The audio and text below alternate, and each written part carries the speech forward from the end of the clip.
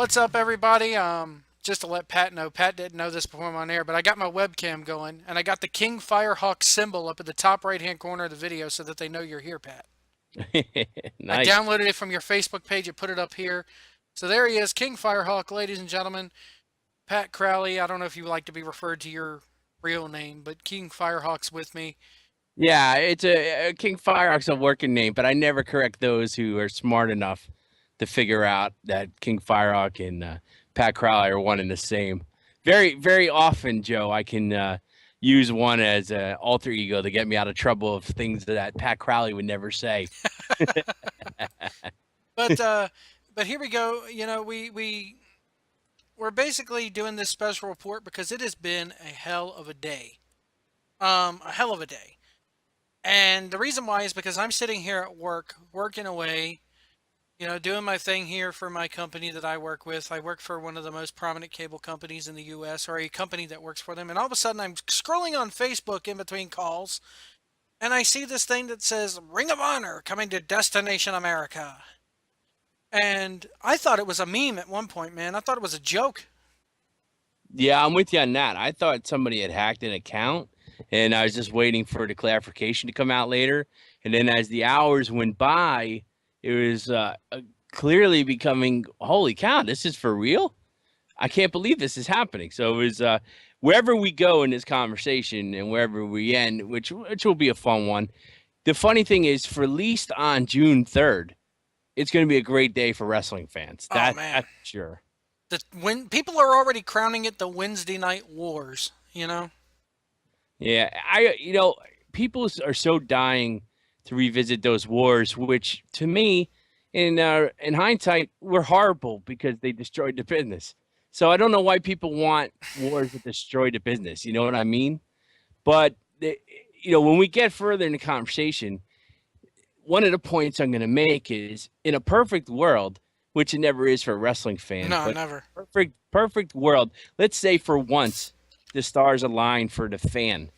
And in a perfect world, we might have two companies on the same channel on the same night, 3 hours of action that both are working hard for daddy's approval, known as Destination America.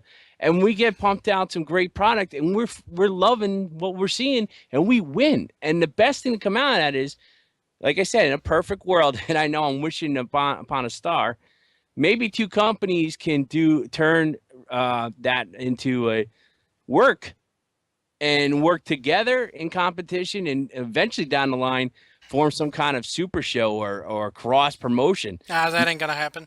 I know it won't happen, but let's just say stranger things have happened, and that is the last wish upon a star moment. But that's the point of tonight's conversation, why I am really happy here on 1640 PWPR to be with you tonight, because Joe, of all the years I've been listening to you, I would say you're somewhat of an anti Dixie Carter fan. Yeah, I am. She's Jim Herd Jr., man.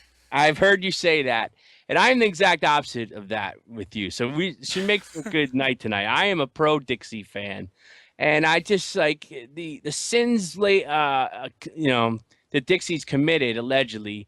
I just think when you clear the smoke are not as bad as what people say. But we'll get Well, into it's all it's that. not just the errors that she's committing. As I drop something on my keyboard, it's not just the errors that she's committing that is, that are sins. It's the fact that she doesn't know one thing about this wrestling business. The only reason why she is in the position that she's in right now with that company is because Jeff Jarrett needed money, and she was the first one to throw it at him.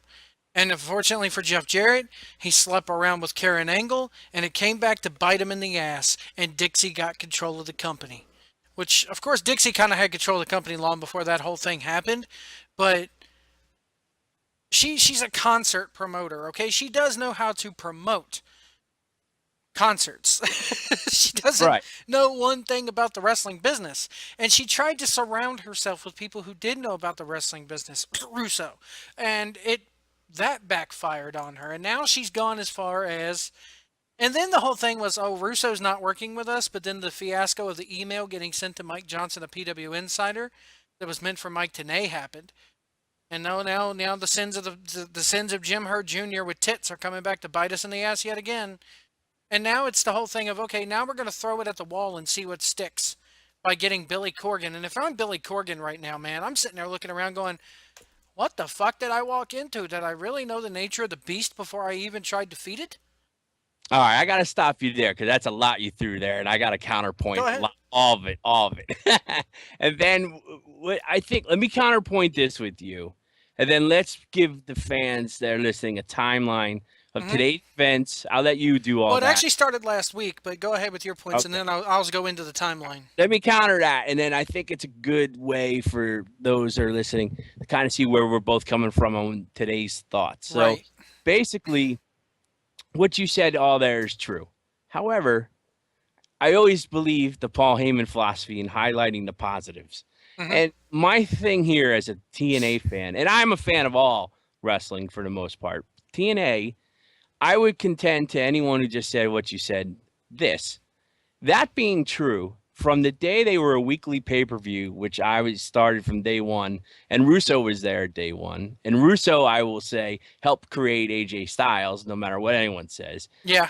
From day one to today, every entity, every person, anybody, any money man or woman who has touched TNA have all come to the same result fork in the road. And that is basically, and I will raise the amount up a little bit. They basically, from the day they started to today, have about 1 million television fans, if that's how the rating breaks down, okay, Hmm. in the United States. So when I say Russo, Jarrett, Dusty Rhodes, Dutch Mantel, Jim Cornette, um, Nash, Hogan, Flair, Bischoff, and there's many I'm leaving out. Dixie and Jarrett, bring in Angle and anybody who sat down at the table there, Lagana, all these people have all done the same thing. And in their blindness, they've accomplished the fact that in a WWE world where Vince McMahon scorched the earth of the AWA, World Class, Mid South, and Memphis, and everything that we loved, this organization for television wrestling has been on TV for about 13 years now and successful based on, in my contention, a world where they came a decade later, basically, they came a few years later after Vince destroyed the world and allowed them to exist. Let's be honest. Yeah. And in that allowance, they've done what, and we're going to get into Ring of Honor and Pro Wrestling Guerrilla and every other thing, guys. Like, they've been able to do one thing: take a lot of shit from a lot of fans who wanted them to go pure indie weekly. Then they wanted the lucha style. Then there's the X division. Then tag teams. Then we want high flyers again. Then we want everything around. And then we want matches then we want matches where people get locked in penalty boxes, and then they have to climb the ladder and hang the But title. And that did not ruin an audience. It still stayed the same. Or better yet, they wanted to try ECW style. yeah, oh my God, yeah. Then they wanted to bring in the WWF guy. The point of the matter is, anything they've ever done, they've maintained a loyal audience. They are guilty of one thing. And this is where the only mistake with Hogan Flair, as how much it hurts me to bring them to say it, Hogan, Flair, and Bischoff, they're the ones who came a decade later thinking the missing in action wrestling fan from the 876 ratings point that are now down to one there that did not make the WWE on Mondays go from its current 3 something to 15 something. Where's those 7 million fans, what's called our rating point, gone? The answer is UFC and left forever. So Hogan, Bischoff, and Flair's problem was, which was exposed, if they concentrated on getting the brand name out there as opposed to wooing back the past, they would still be fine and they would have had an exponential growth. TNA, in spite of their problems, have maintained a loyal audience that is they constantly change for them. Hmm. The 6-hour rings, they constantly ask the fans what they want, but fans don't know what they want. They have to be told what they want. But to wrap this up here, and this is where it's going to come in our conversation, the problem that I always felt TNA had is very simple. They don't understand that in this world, every dollar for them counts, in that road show. So when I'm in New Jersey and Ring of Honor is going New York, Philly, and Jersey, and PWS and every other wrestling organization around, without trying, Jersey All Pro Wrestling, without trying, you're going to get 600 to 800 people, okay, with a couple of big names that you got currently out there. If you tried and really sold yourself, getting 2,000 is like hitting 2 grand slams in a baseball game. Yep. However, why TNA, like the old TBS shows at 6:05, I learned geography of the South because Ric Flair told me he's going to Cincinnati, he's going to Raleigh, he's going to Lakeland, Florida.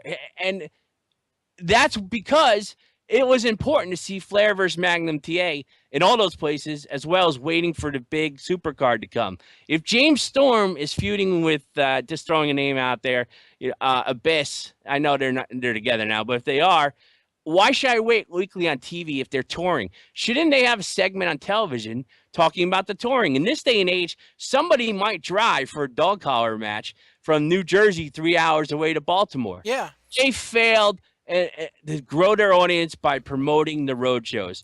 That being a separate problem, in spite of their problem of that, they've maintained something, and we're going to talk about this, that Ring of Honor has a long way to go. 1 million fans that, for some reason or another, still show up every week, no matter what. Now, we'll get into the product and all that, but they have a loyal fan base in a dead, destroyed Apocalypse Now post Vince McMahon ending all his enemies like the Godfather. And that's where we're at. So to bring it back home, for every fault you have of Dixie's, put the fault on everyone who was down there. I'll be fine with you if you tell me what was your expectation for TNA to be at today. And that's where I will then understand where you're telling me this is a problem for them come Wednesday, which we'll get into, because I need to understand yours as well as whatever mass you're talking to. It's the problem Meltzer has, and I can't stand Meltzer and all those guys. We'll get into that because they're 60% wrong, 20% right, 20% vague, right? Okay? And that is because Meltzer mattered when Ric Flair's and all those guys, when contracts were just coming about, would jump from Fed to Fed, stooge out shit, and would help them in the internet world, everyone to land jobs and all that. In the world of pure contracts, all these guys do is reveal shitty storylines and make up half vague shit, and they don't even matter anymore to pay $9.99 to Meltzer and shit like that. His story is half true, half false, half done, and I never read any shit in a dirt sheet that tells me in the real place that matters these days. That's Dixie Carter in a negotiation with executives from the television company. Now, we'll get to all that, but that's my first question to you, Joe, as we venture on here on our special report tonight. Tell me, what is your expectation of TNA today in order for them to, have they failed it? Have they lived up to it? Are they where it's at? Then I'll understand why, if your point will become Wednesday is a dangerous day for them or a good day. Because I can say when we get to it, and I will have fun with this part, there's good upside to Ring of Honor, and there's a horrible death upside for them that we'll talk about. But TNA has the same exact situation. There's a great upside for TNA, and there's a huge downside for TNA, and we'll get into that. But I need to know, what is your expectation of TNA? Because I think they're right where they should be, the second most successful company, maybe outside of the Japan company, but they're mostly based there, now they're growing. They're the most successful company in the past decade plus. Well, the thing is that TNA right now, and I do listen to Meltzer. I don't pay $9.99 to listen to Meltzer. Good for you, my friend. But I do listen to Meltzer because the fact of the matter remains is that Dave Meltzer, for the better half of 20 plus years, wrestlers respect and workers respect Meltzer. Dave Meltzer got invited to be in the press box of WrestleMania this past year. He's spoken to McMahon personally.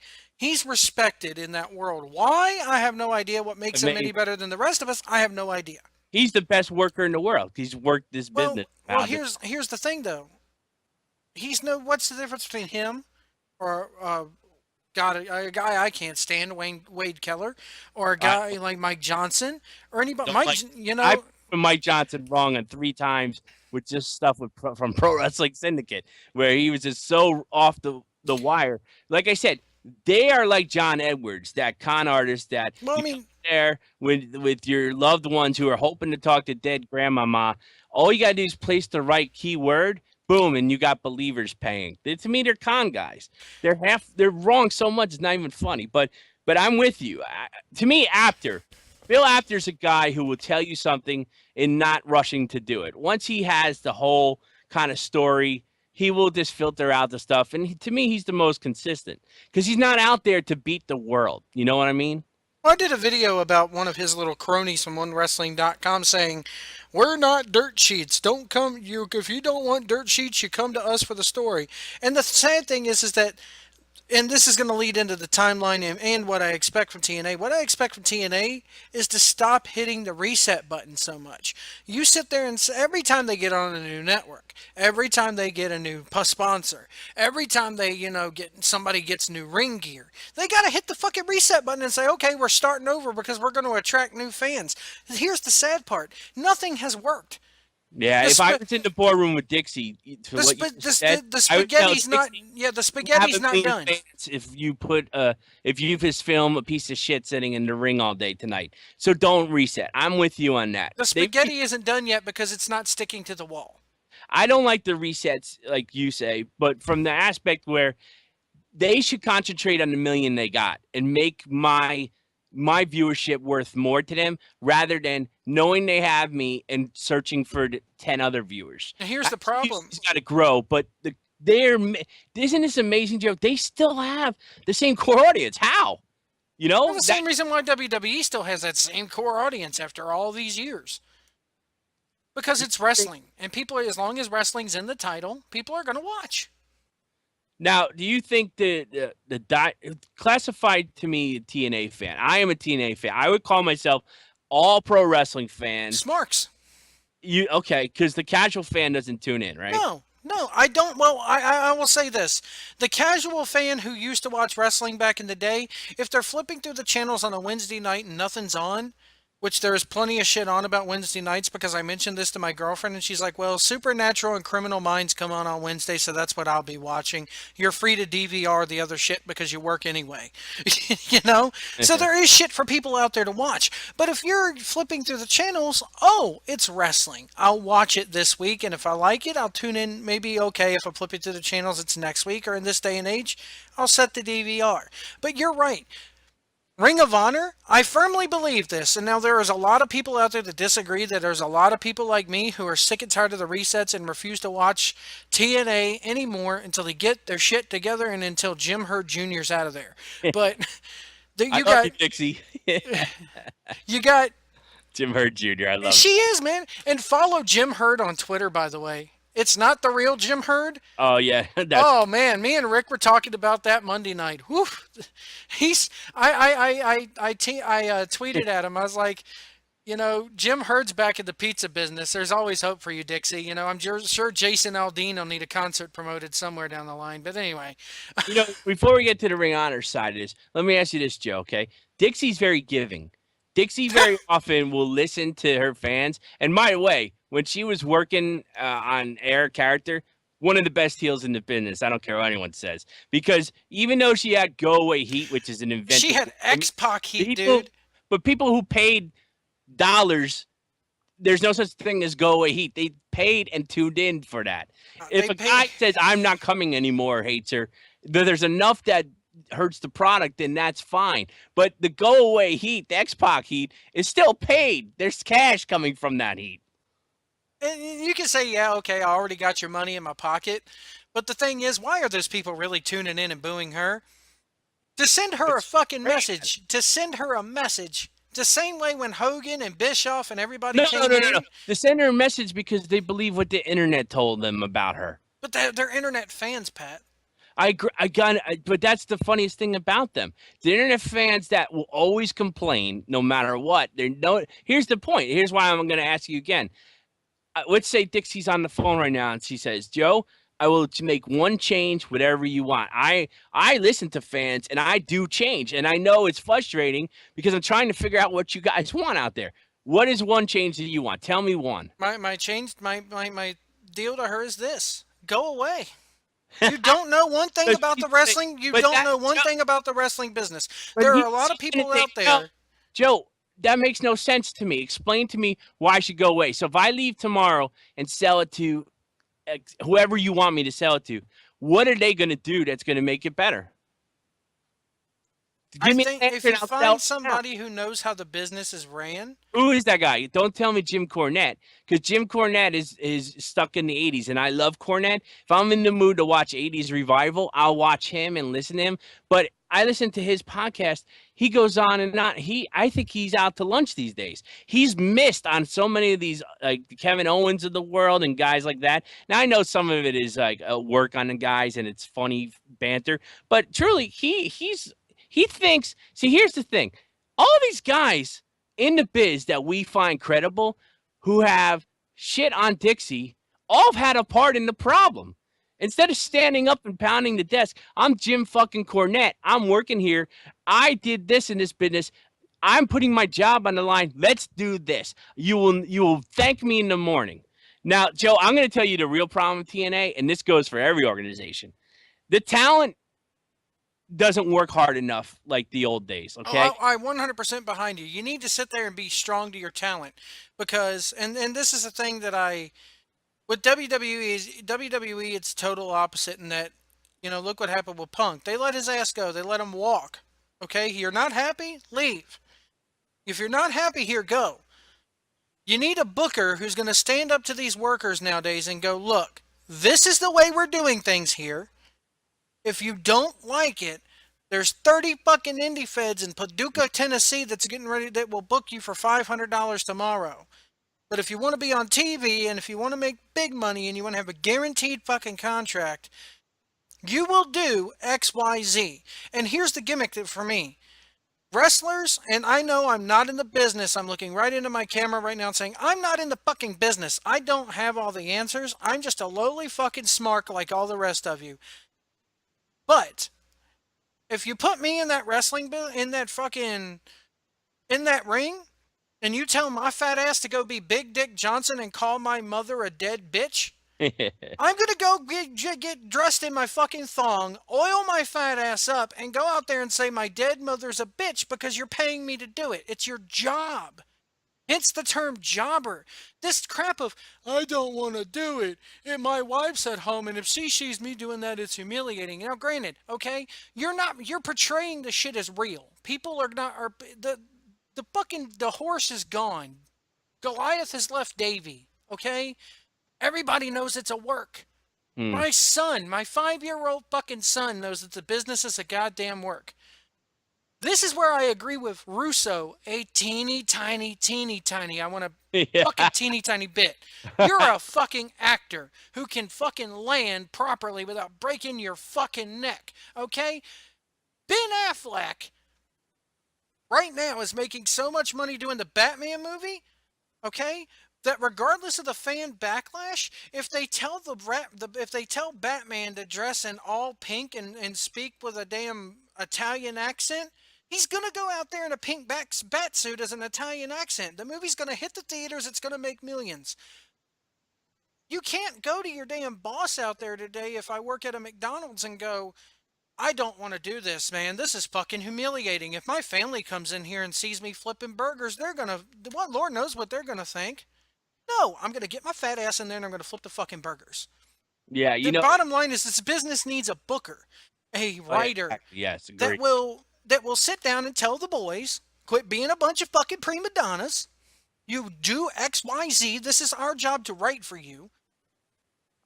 And that's Vince's problem, is Vince has always catered to the boys. That doesn't work for me. Yeah.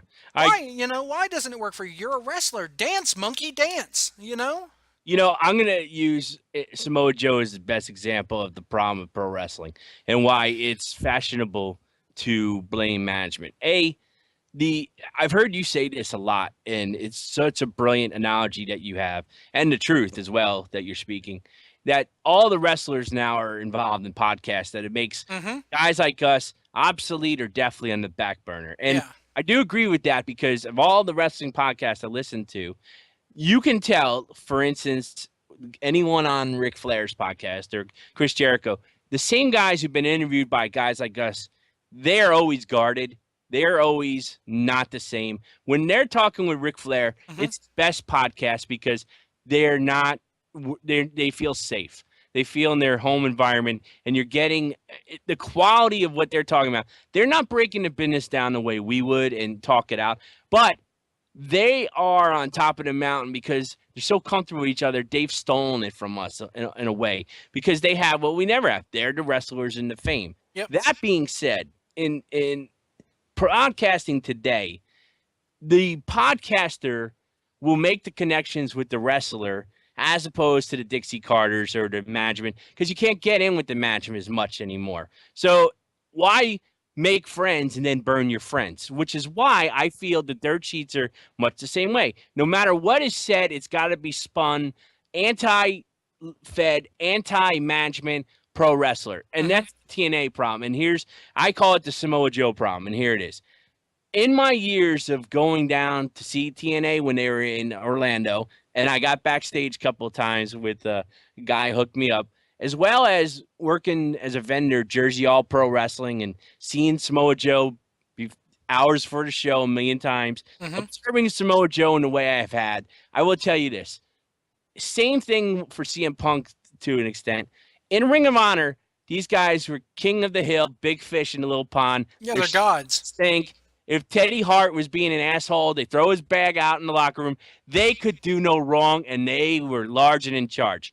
They took that ego that should have fed them the work, and they both went to where they went. When Joe went to TNA, he was fantastic with AJ and Daniels, and they treated him well, and he was great with Angle, all the way up until there.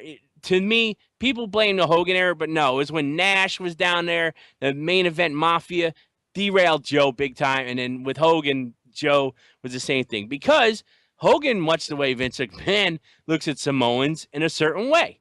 With Joe, he was just a fat guy living on his rep, and he was not putting in the effort. He was just there, part of the show. Whereas rep kept him hired, but the fact of the matter is, Joe was not Well, working the way he was capable of, and nor did he have incentive because here's yeah, exactly. I was going to say the same thing. but the problem is though, so you take that Samoa Joe, and now people are mad at TNA not supporting them, right? The second Samoa Joe leaves, which is a great decision. Just like you can't stay in a territory in the '80s forever. But when the problem is these guys stay forever nowadays. AJ getting out there was great for both TNA and for AJ. But Samoa Joe leaves, shows up on NXT, right? This because we know the body of Samoa Joe's work that he's capable of. Everybody goes in a circle jerk and explodes. Yet we haven't seen Samoa Joe work once there if they're going to alter his style, whatever have you or not. The fact of the matter is, and this is, I'm leading into where my point to talk about Ring of Honor with you is why wasn't Joe of Ring of Honor in TNA? Why isn't that Ring of Honor Joe that we all love going to be in NXT?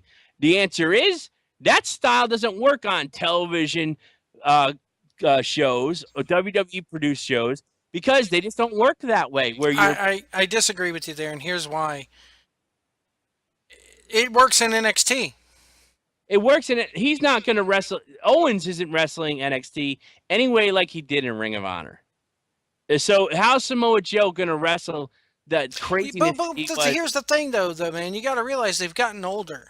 And Yeah, that performance, the yeah. WWE isn't going to let them because the WWE doesn't want them taking neck bumps and crushing themselves, you know?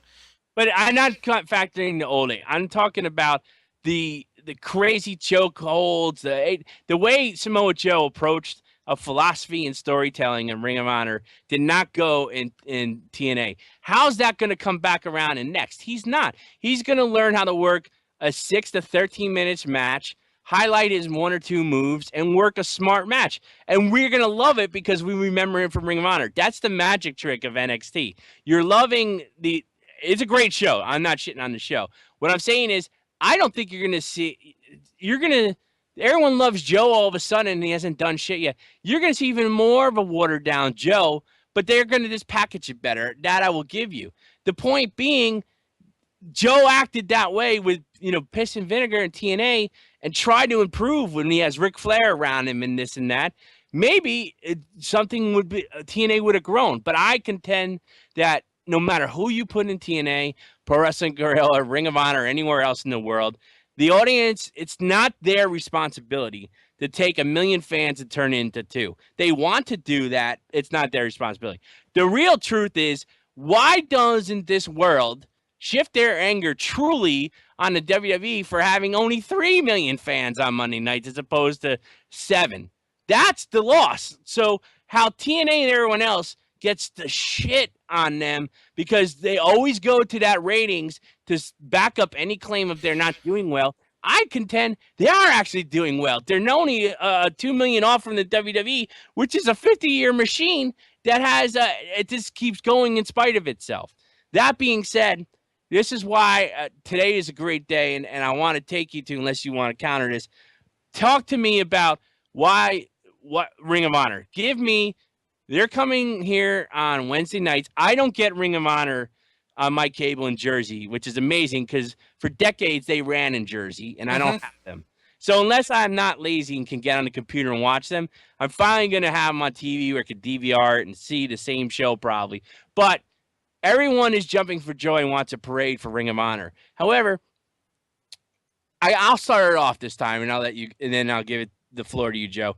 Here's the thing about Ring of Honor. I love them. They are fantastic at creating new talent because they constantly get poached. That is their best asset.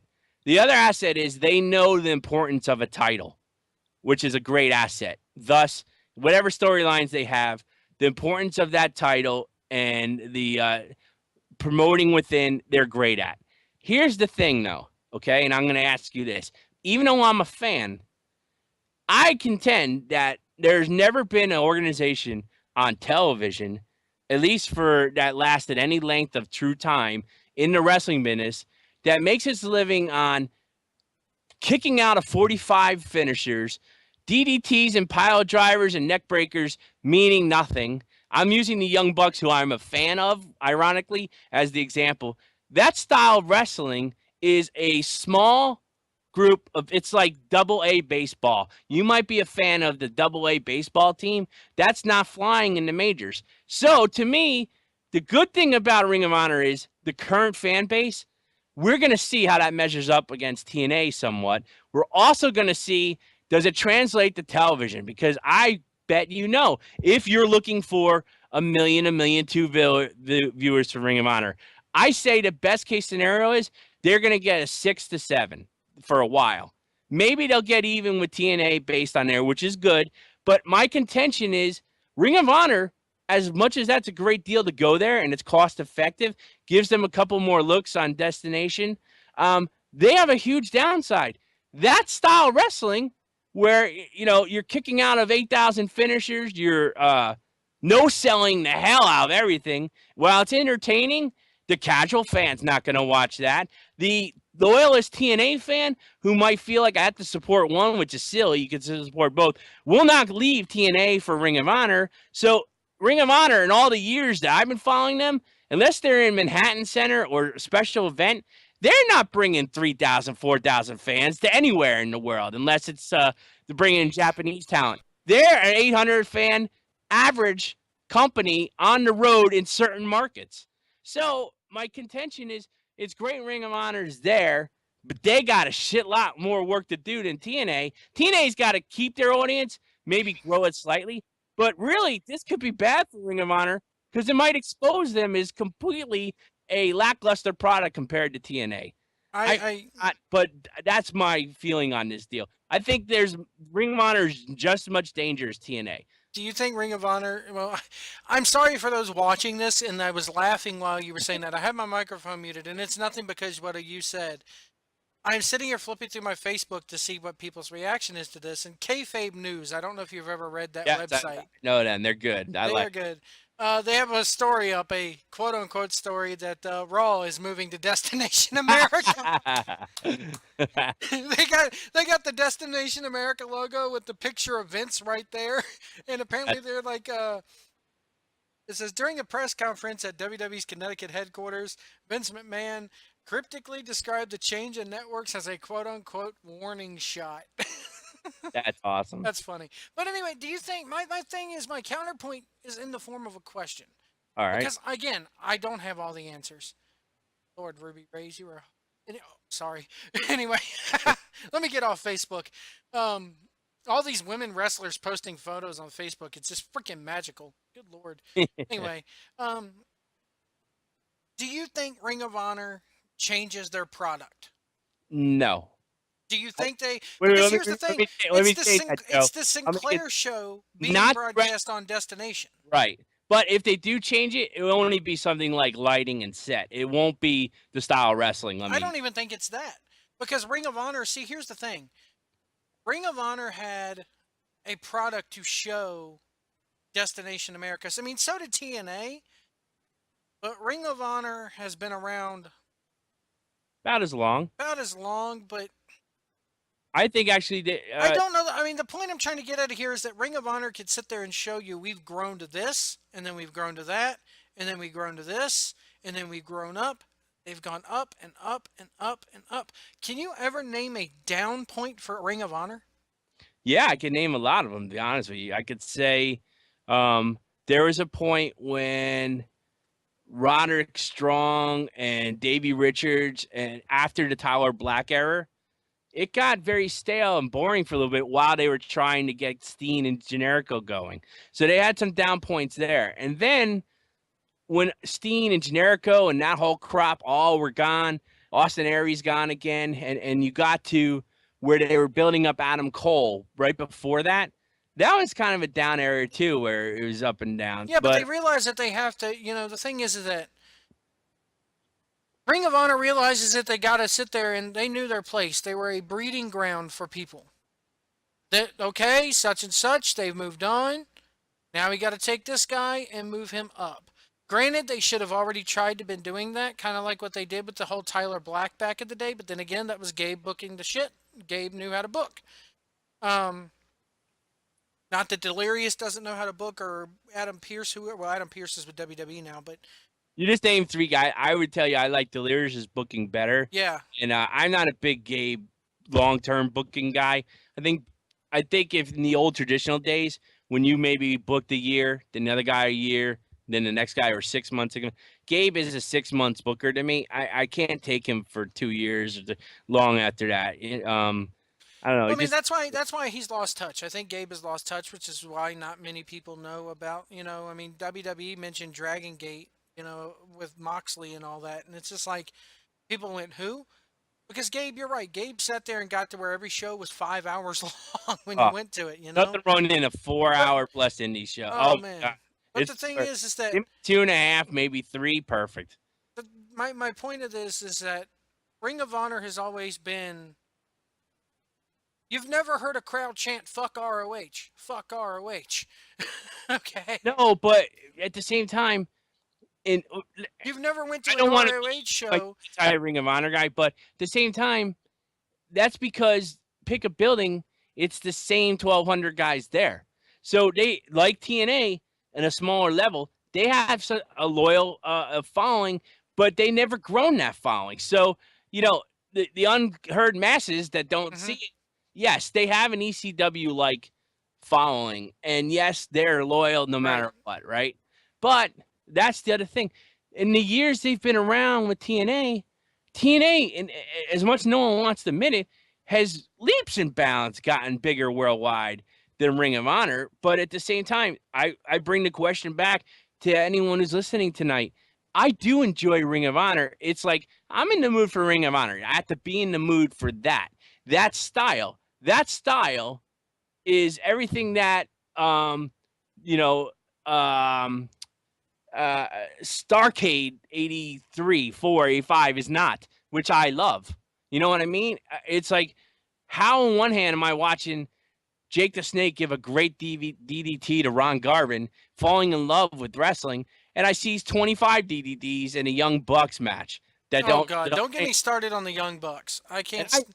they're my exception to the rule. The absurdity of the Young Bucks is why I like them. They're so ridiculously absurd that I They're like that. fucking obnoxious. But every show on a Ring of Honor show, except for Jay Briscoe, maybe, is pretty much the same shit. It's just like we love it. Now we're gonna get Well, 12. I agree with you there because look at what the Destination America poster was for TNA. It was those goddamn Briscoes, and right in the middle you had Jay Lethal.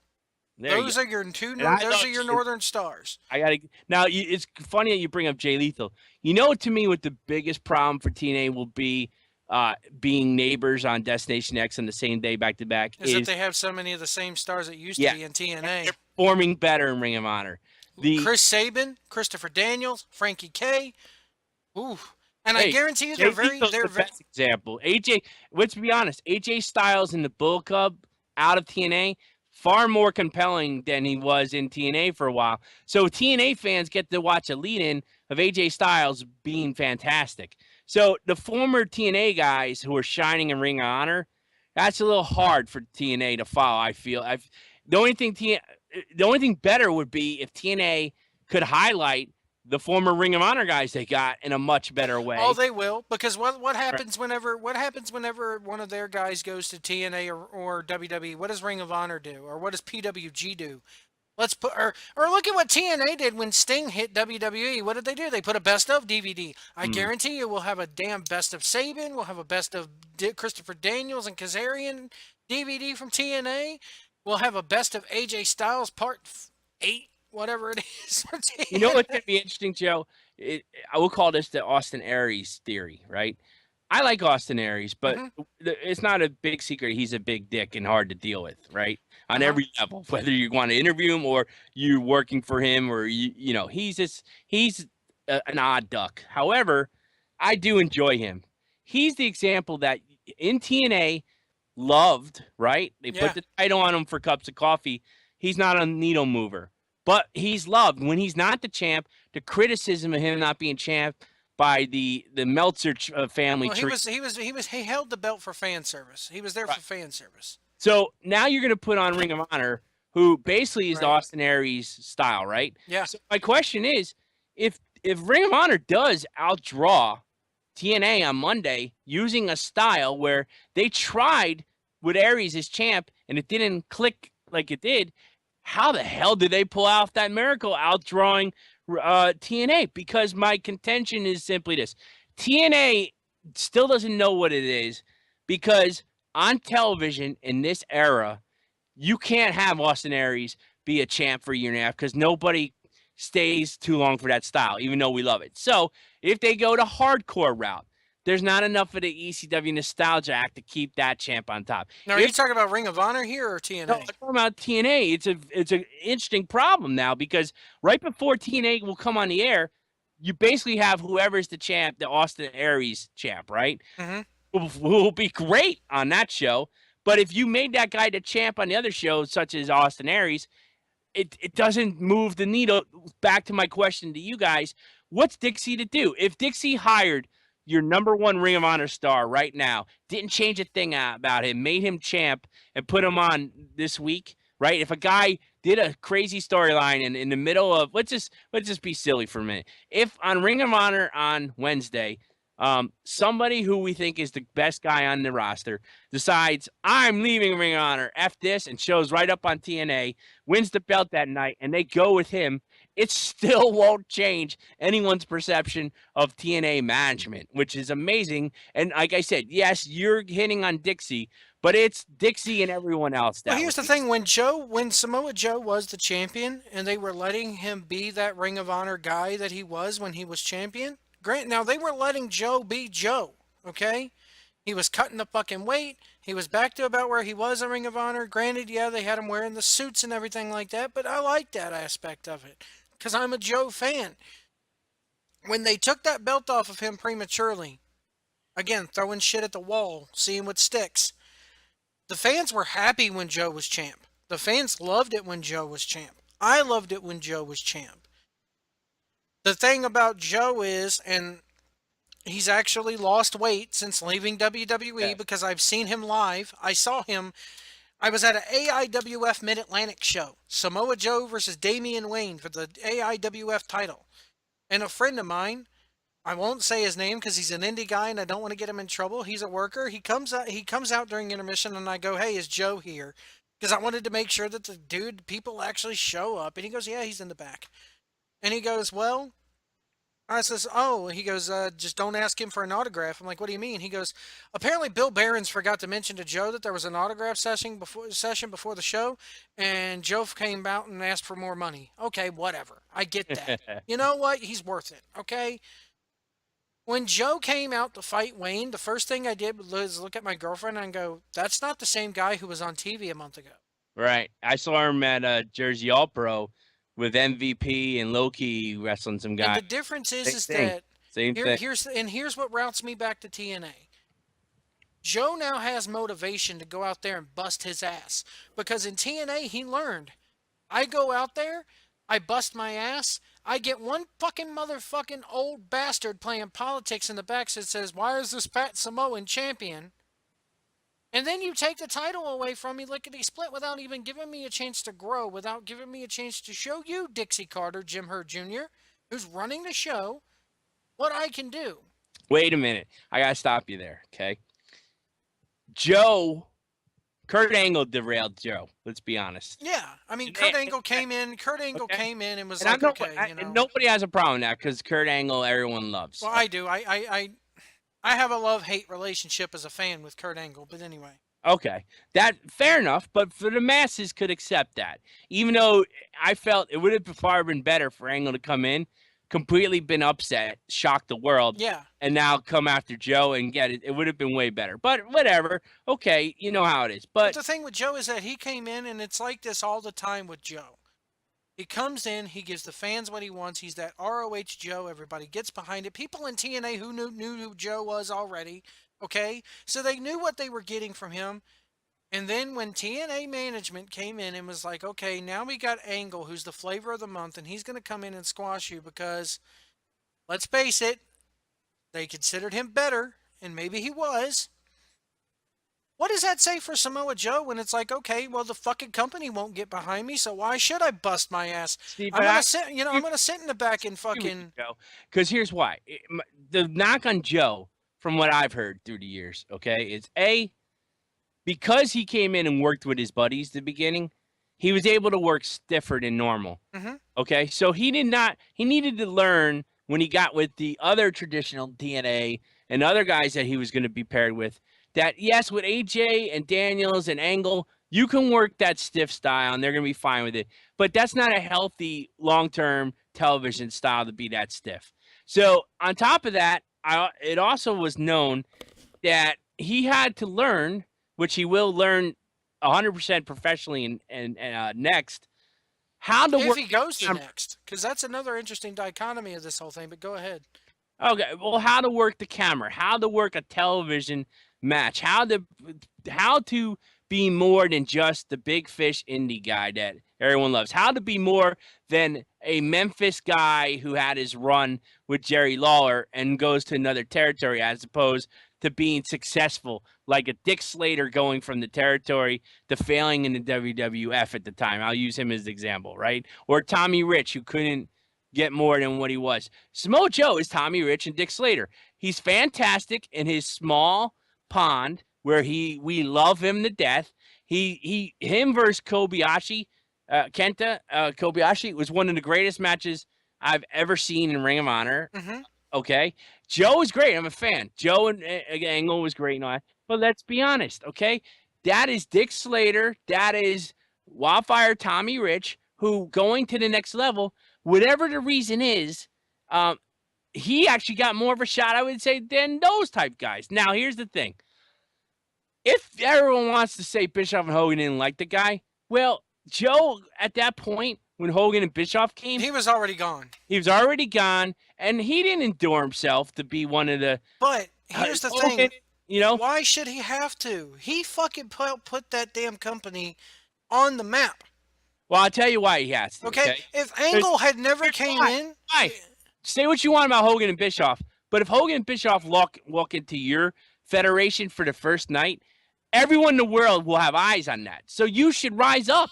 Now, if they failed down the long term, which turns out to be that they couldn't increase the audience, so they failed from that point. But they maintained it, so they didn't fail from that point. But Samoa Joe, with those guys on that television show, maybe their segments were too long and too much and too annoying. Bully Ray rose, but why couldn't Samoa Joe rise up? Because he didn't give a shit. Let's be honest. And next, if he gives a shit, it's gonna be fantastic, right? But everyone thinks him in next means he's going to be walking the aisle at WrestleMania. To me, he's Rhino. He is a name that's going to be in next to help those guys. And that's what his contract was designed to do. And he's got you know what? Triple H is a genius because he gave Joe the best contract on earth for a guy like that. The Rhino contract. Does that contract change now that Ring of Honor's on a national network, though? Interesting, right? We'll have to see how that plays out. I wonder, Does he get signed exclusively? And if he gets signed exclusively, I'm going to go ahead and throw it out now, just like it did on Facebook when I found out he had signed and debuted. I want to see Samoa Joe versus Brock Lesnar next year.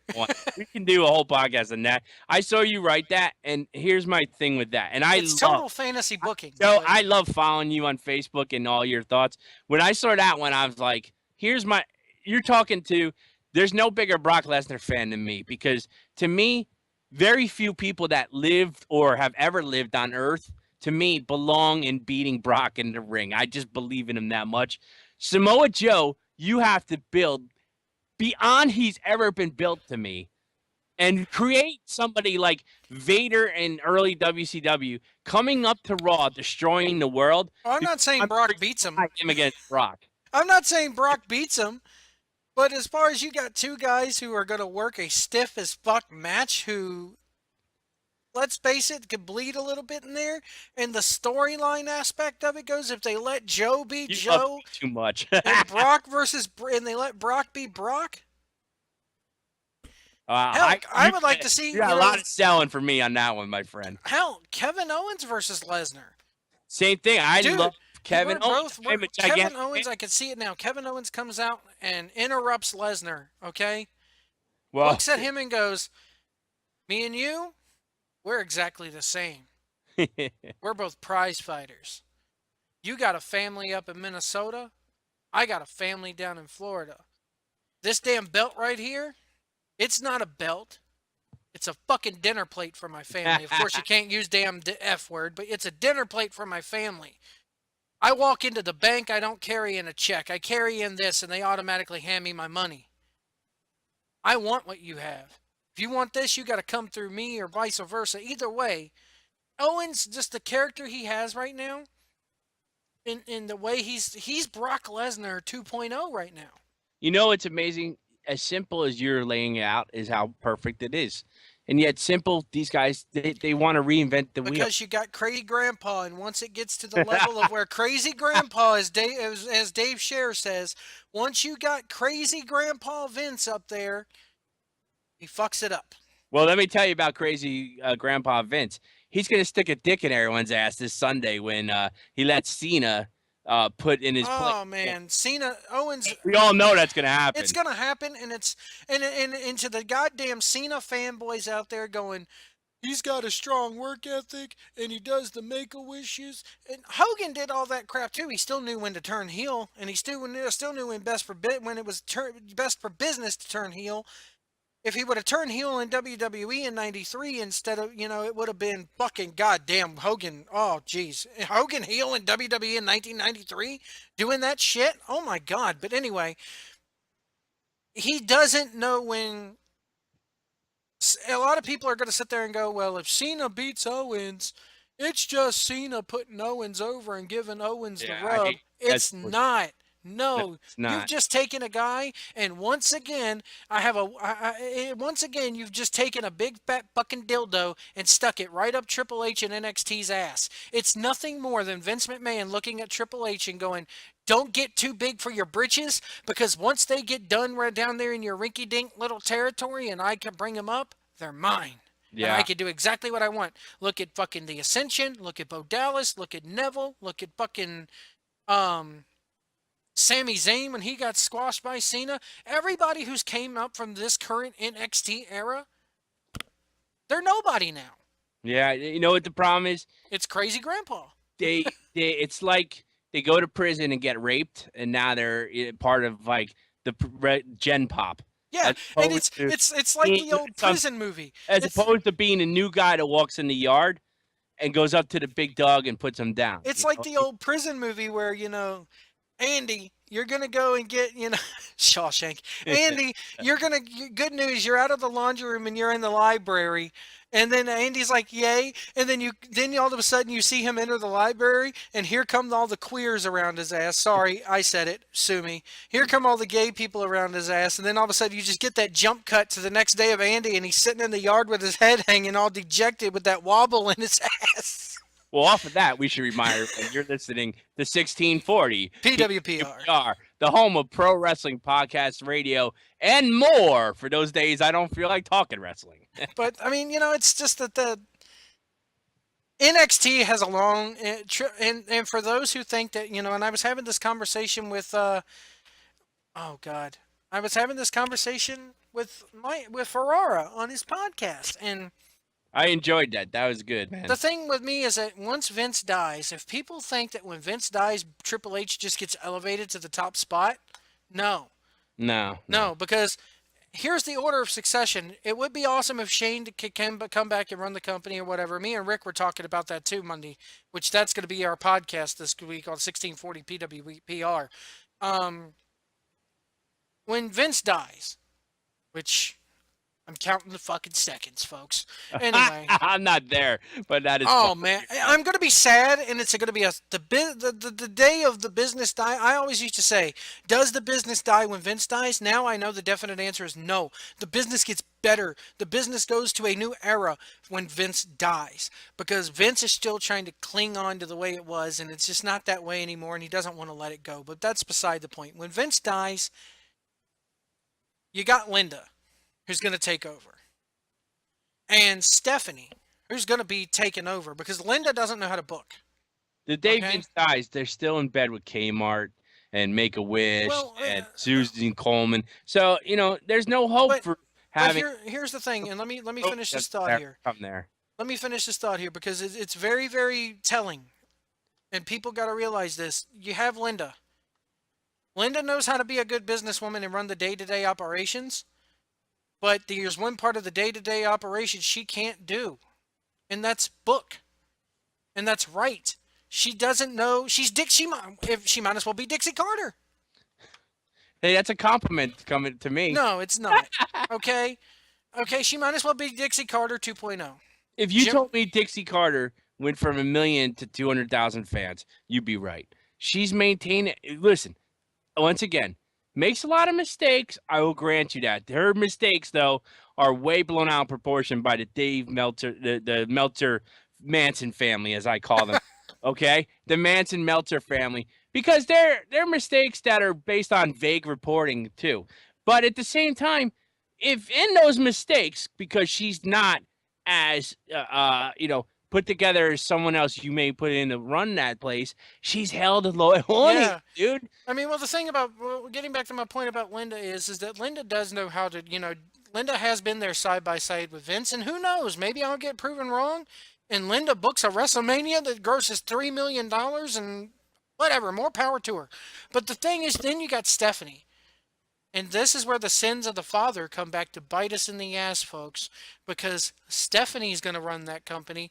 Triple H is still far. He's Prince Harry. He's still far down the line. Yes, that's okay. True.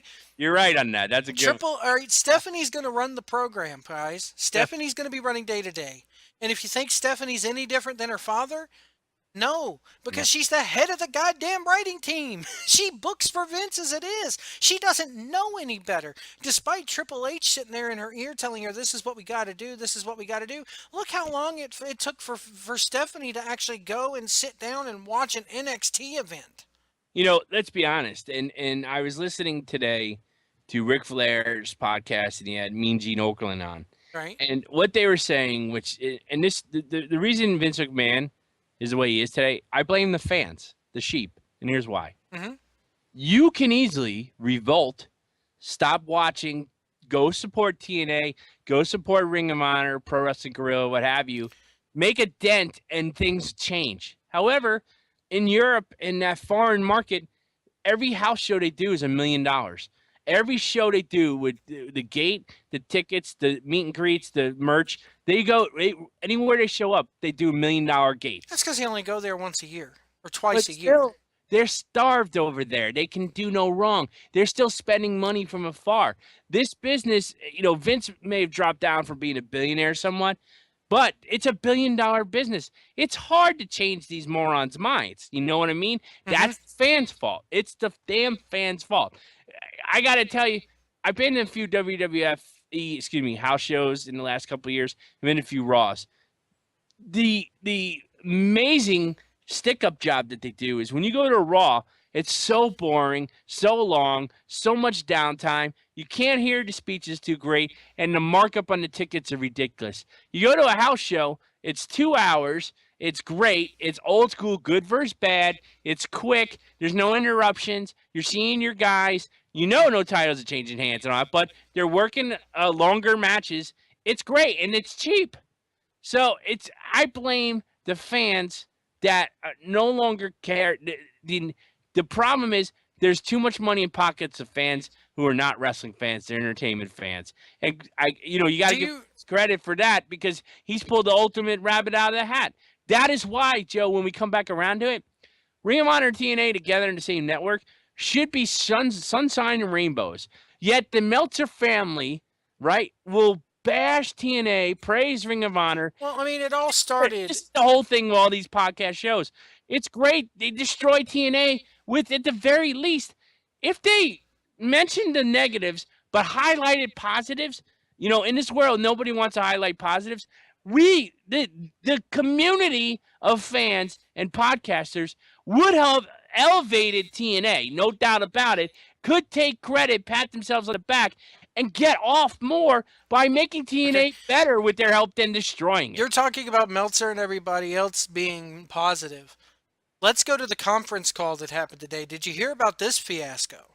Yes. Now, see, 90 minutes, 90 minutes, okay, of addressing what originally started this argument, what originally started this whole thing was when Meltzer came out and said that the damn thing was being canceled in the fall, that he heard from people in TNA and Destination America, okay? So Dixie, just like she did when the fans started okay, this goes back to the Hogan era. No, I gotta slow you down. I'm gonna let you talk. I won't be wordy here. Okay. You know what the most amazing part of what you said is that Meltzer's made all of you believe that is 100% fact. I'm not saying it's fact, And but such, TNA is canceled. In reality, TNA has not re-signed for September on yet, which is part of TV negotiation, which is nobody in the Meltzer world sits in an office with the head of Destination. well, when they originally got signed by Destination America, we heard it was 2 years. It's not even been one. But there's always these deals it's 2 years, could be a year and an out, could be a year and a half with a added on clause. It could be like, on paper, an incentive type thing. The point being, on paper, it's a 2-year deal. Does it come to fruition? Well, it's television. Shit, no. They could yank it tonight and say, fuck.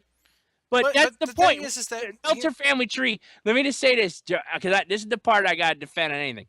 Allegedly, the Meltzer world tells you it's being canceled in September. Now, I will say this. Nobody here says the truth. The truth is, hardly anyone in this country enough to matter get Destination America. Very few of us. And it could be a blessing in disguise because Dixie Carter's foreign business is so successful at the moment that if they were off TNA in the fall and Destination next September, and this summer she needs to scramble for another body to work with, it would be annoying, but TNA's not going anywhere. They're going, at the worst, another channel, which may frustrate those of you out there. Who gives a fuck? I'm not loyal to Spike or Destination America. I'm loyal to TNA. So whatever channel they appear on, they have so much foreign business going on. They're not dying, which is Meltzer family wants you to believe. They'll go dark and go back to internet like what they did when they went the Fox Sports, between Fox Sports and Spike era, that era where they had to go dark. They'll go dark and they'll go internet only before they die. Right, it could be, but you know what? And if that happens, or it's the part that drives me crazy from the Meltzer family tree, everybody, They view that as death and bad. I view it as Destination America. Fuck them. Their network What would is you useless. what would you think about if they did get the yank from Destination America? And if I'm Dixie, I'm going to throw this out here to Dixie Carter. Dixie, here's a business plan for you. You go from Destination America, okay? Fine, whatever. Meltzer's right, they're canceled, okay?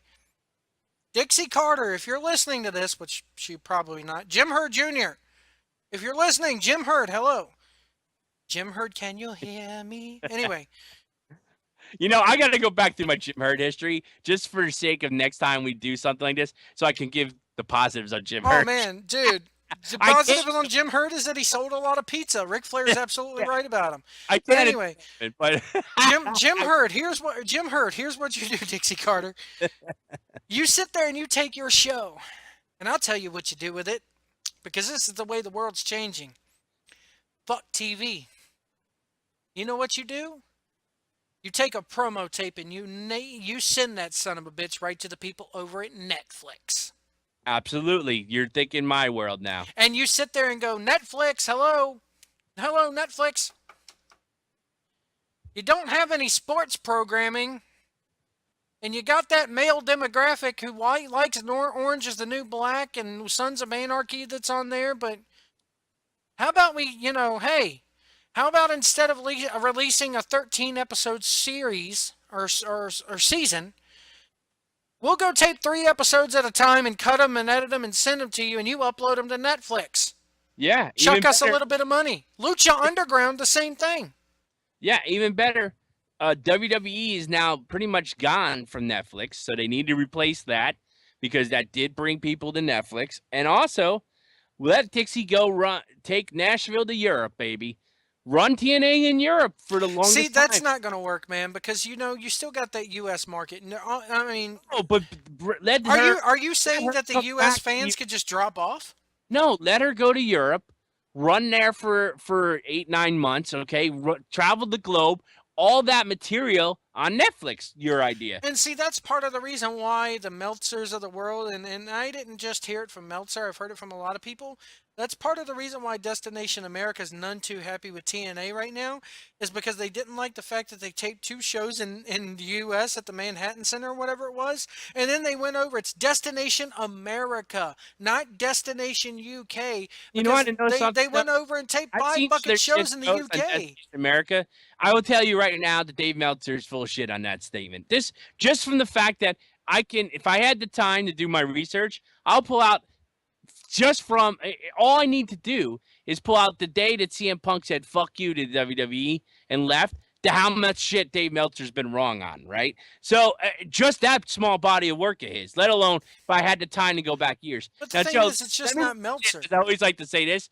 Dave Meltzer is a piece of shit to me because when he went on Phil Donahue to bury Vince McMahon with Barry Orton and Bruno Sammartino, Oh God, yeah, that episode was horrible. Billy Graham, all his credibility went out the world to me, and he just became a stooge for the boys looking to better their deal. And let me tell you something: Ric Flair will buddy up to anybody that can make $1 for him. It's my feeling on him, and put up with his boorish behavior. He's the greatest of all time. Debatable, but we love Ric Flair. But let's be honest, Ric Flair. Arn Anderson ain't his best friend anymore. It's whoever can do something for Ric Flair right now. But so when he was kissing Meltzer's ass, let's be honest with this Dave Meltzer society has ruined wrestling. Okay, the internet Dave Meltzer world that has to read ahead, write, judge a wrestling show without sitting the fuck still, watching it, taking it in, thinking what they think, then reporting on it, have ruined wrestling, which is why if you purge yourself of dirt sheets, watch what you see. Well, I'll be honest. Today was the first day in a long time that I've gone to the dirt sheets. I can tell you right now, I can report just Zachary's Dave Meltzer sitting right here, barely looking up the shit. You can just see how it is. You understand if you're a fan. So the magic of this Dave Meltzer, when he says that at Destination X would not care if you dug Hitler up and made him in charge of TNA if he turned a profit for them. That was funny. All right. Well, here's the thing, though. I mean, I got a question. What are you gonna do if fall comes and they're gone? All right. Well, here's what I'm going to do. For the first time in 13 years, I'm going to say to the whole world that I blog, Skype, tweet, podcast, finally, Pat Corral, King Firehawk is wrong. TNA is not okay. They're gone. They've gone under. Because that makes 2 networks in the matter of a year that they've been booted off of. But let me say this to you, okay? What Spike TV, have you turned it on once since TNA's been gone? No. What the fuck's even on Spike TV anymore? They bought Bellator. That's about it. The number 1 rated show on that network forever. So, and they had Fritos, they had oil, car oil commercials, they had stuff going on there. Okay, so if Spike decided to get out of wrestling business, it doesn't mean that TNA failed. And I will say this. Okay, it's the same thing when Destination America has given TNA more flag and more, hey, come see us than Spike ever did. Spike used TNA to get the fucking wrestling junkies over there so that they could sit there and plop USC on before and after the fucking TNA to get the damn ring rats over to the fucking octagon. That's all that was. And they succeeded. Right. They succeeded. Because UFC now was king during that era. They've dipped down now, though. Because if you now notice, they got When Animals Attack, the same episode 800 times a day. And this whole thing of, I'm sorry, but if I'm a Dave Prazak with this whole women's wrestling movement, I'm taking Shimmer to Netflix. You want to know something, though? I think that I'm going to break a lot of hearts here. Yes, Charlotte Flair is enjoyable and Sasha Banks. She's not the next fucking big thing, man. Okay. I don't like Charlotte. I'm sorry. I'm not a real big fan. Anyone you pick from next, right? Bailey. I like Bailey. It's still the salad for the 7-course meal. No time ever will, and until I'm proven wrong, can an all-girl show generate anything of worth. They've tried it. Glow was like a joke on Saturday mornings for like a 2 or 3. But it was still wrestling. But you know what? They paid for their time slot with the dumbest. They basically had like Dick Cream commercials for that time on. Okay, lawyers and ambulance chasers. They got some ad revenue. They were able to pay for their time. They weren't on NBC. It got ratings. Yeah, but Joe, on Channel 11 in your town, right? The local channel that Glow was on, compared to Little House on the Prairie rerun, and then rerunning Splash the movie for the 15th time for that television station. What was the rating it was getting? Was it getting? Well, nobody cared about ratings back in the day. I just beat Lassie rerun ratings. Well, I'll tell you what it was. Back in the day, it was Sunday mornings when they aired Superstars. Right after Superstars, on Sunday mornings on Fox 35, and those of you in Richmond, you'll know, at 11 a.m. you had Pat Robinson or whatever the damn Baptist, local Baptist church was. At 12 o'clock you had Superstars, okay? Which is where I first started watching wrestling. It was WWE. A lot of people think, oh, I'm from the South, so I'm an NWA fan.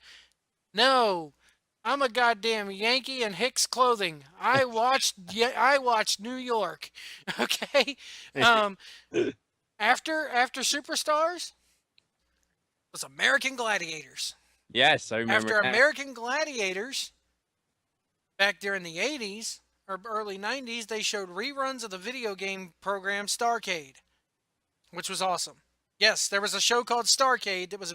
Look it up on YouTube, Pat. It's not wrestling based. Is that when they brought the kids in? Yes, it's the video game show with kids. It was a game show for kids where they played video games. They picked out 5 games that they had to compete in.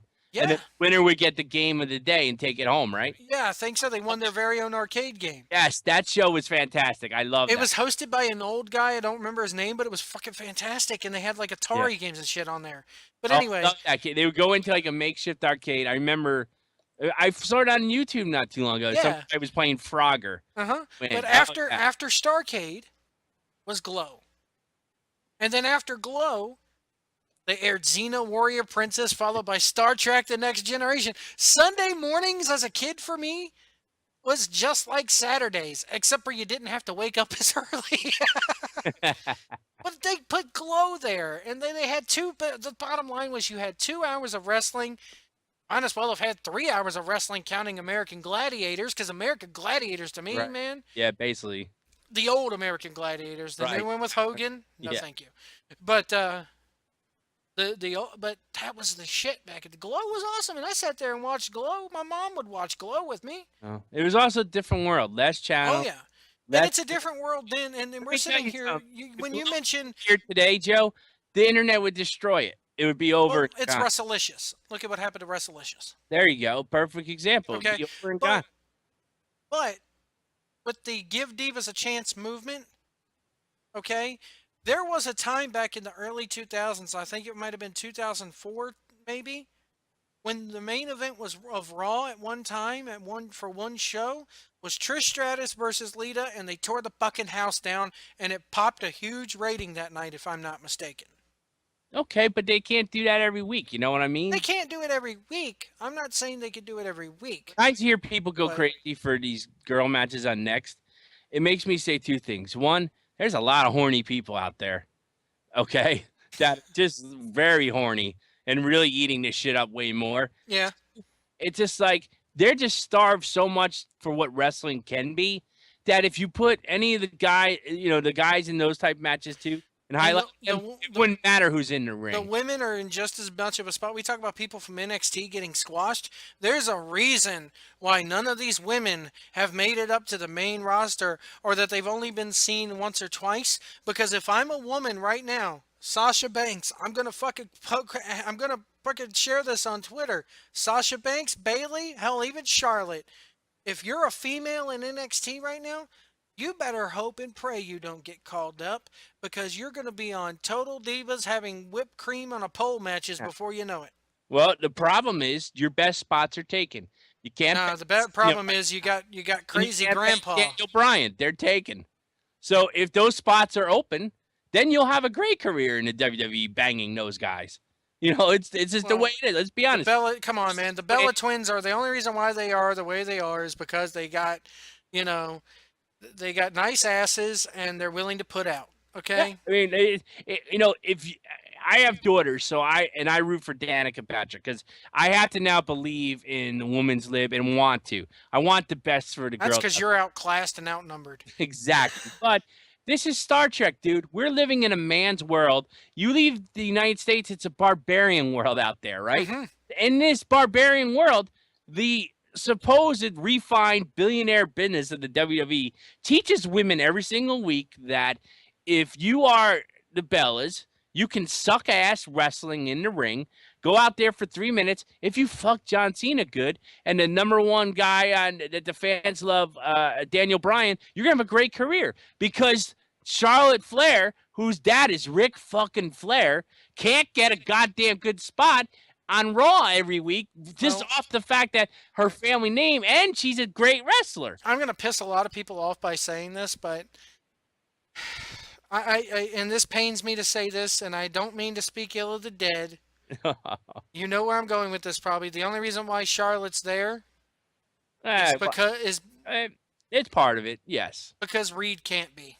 But at the same time, her figure four bridge is a great move. Oh man, So yeah. I'd say maybe her foot in the door to fulfill a place of Reed maybe is the beginning of that. But I think she's taking the ball and run with it though. If you're Charlotte, if you're Emma, poor Emma.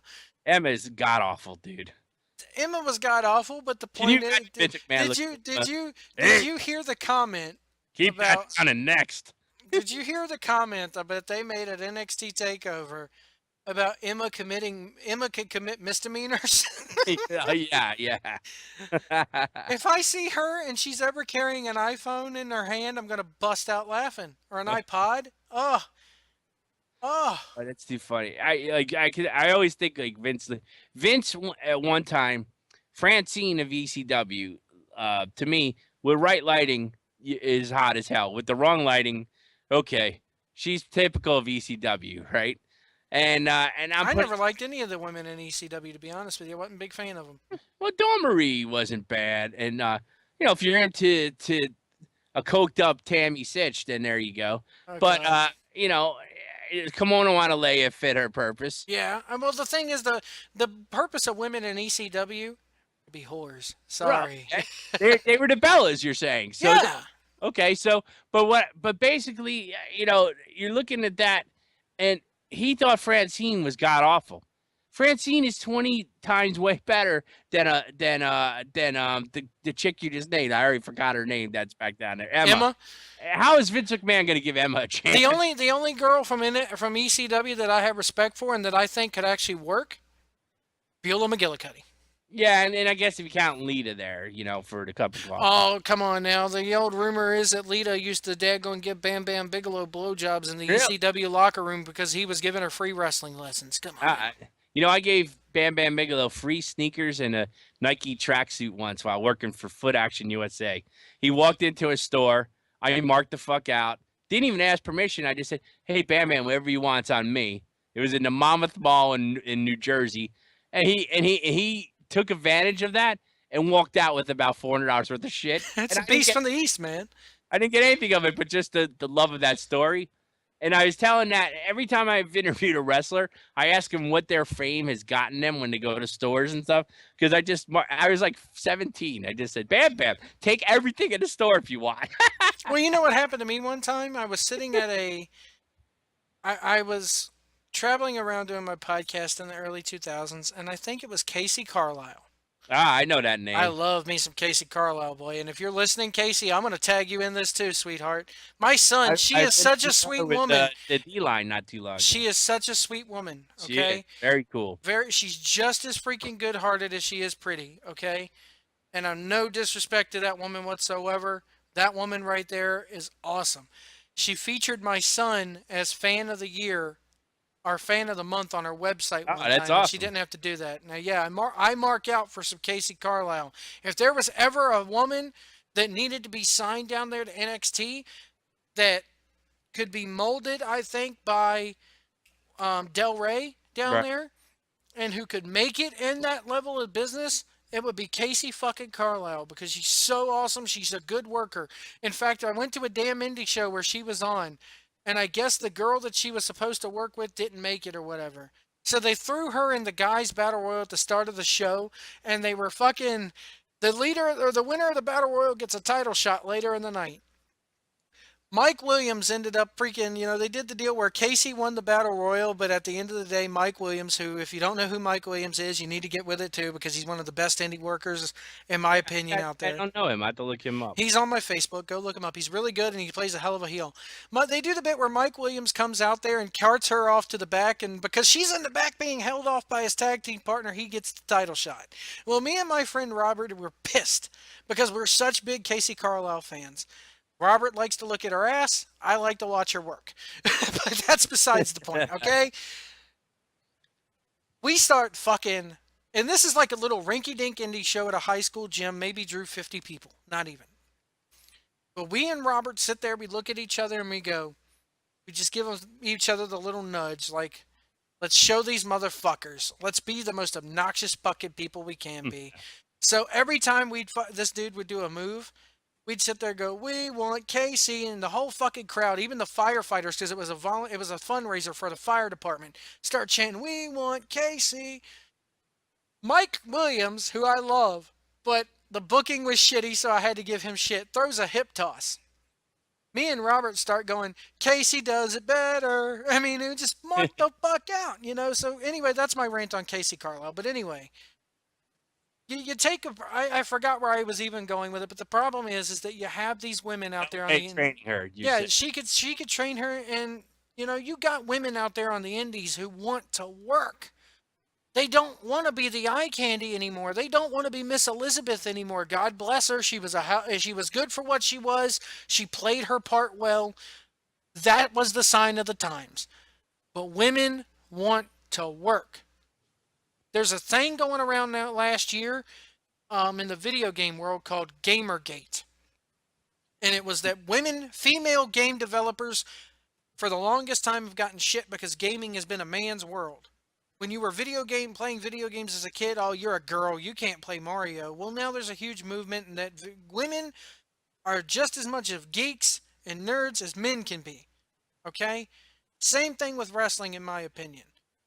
Women deserve a fucking chance to main event every once in a while. NXT has given them that chance. I applaud Triple H for giving them that chance. I'm so sick and tired of this whole women can't draw bullshit because it's so untrue and it's so unfair. But But you gotta, you you know know, what?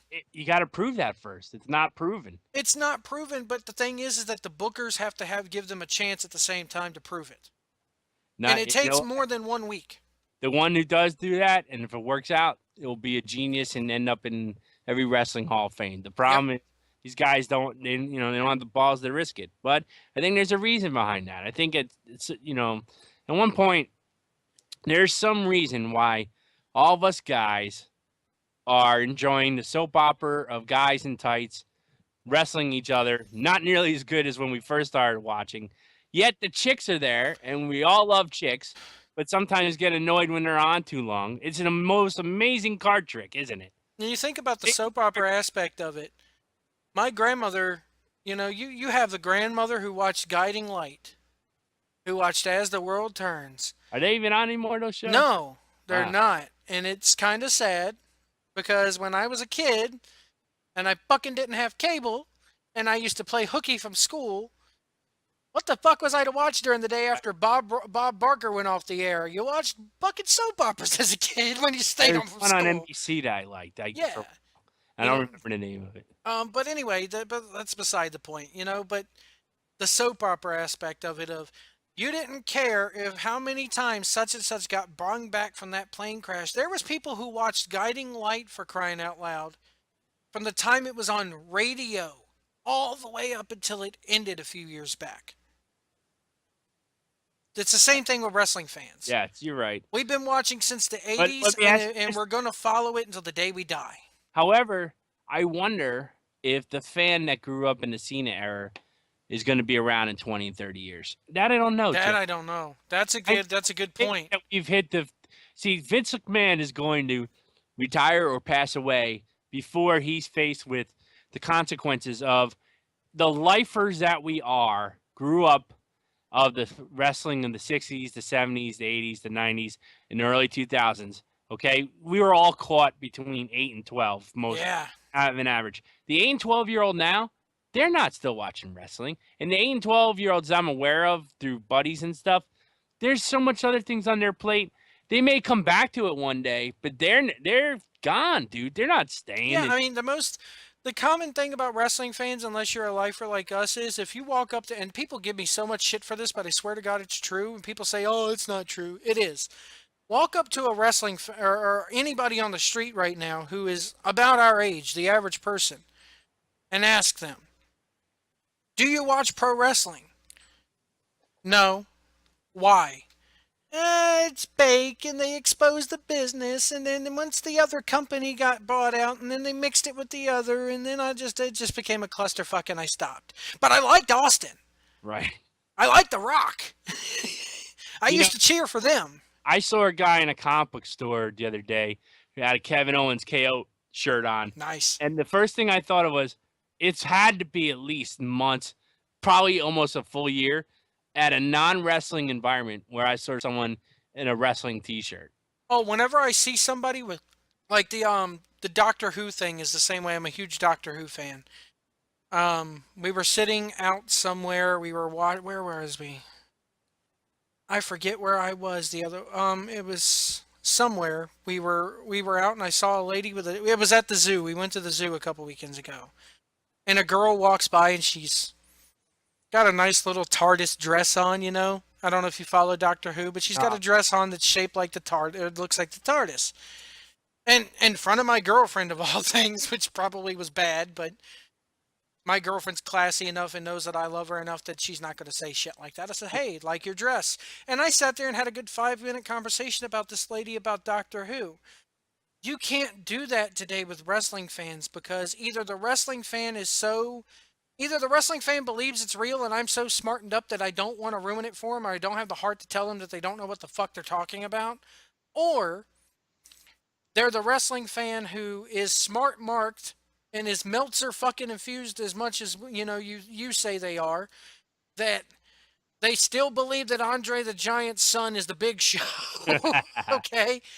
Or it's the fan who's got a 1998 New World Order Wolfpack shirt that's about disintegrating off their body, and you go, "Hey, Wolfpack," and they give you the thing and the too sweet and all Right. that, you know? Which the Young Bucks, I can't fucking stand you walking around going, "Too sweet me." I fucking hate it. It makes me want to fucking puke. But anyway, go ahead. I'll tell you what. Let's do down the road a Young Bucks only podcast. I We don't know can enough rip them about them out. because I hate the fucking gimmick enough. Well, Ever I since they want to had. want to go into all the Bull Club and all them. Let's do that on another Oh, podcast you mean the Balor Club? Because be- it's coming. because I don't want to get to make a turn here, but the Young Bucks are the exception to my rule.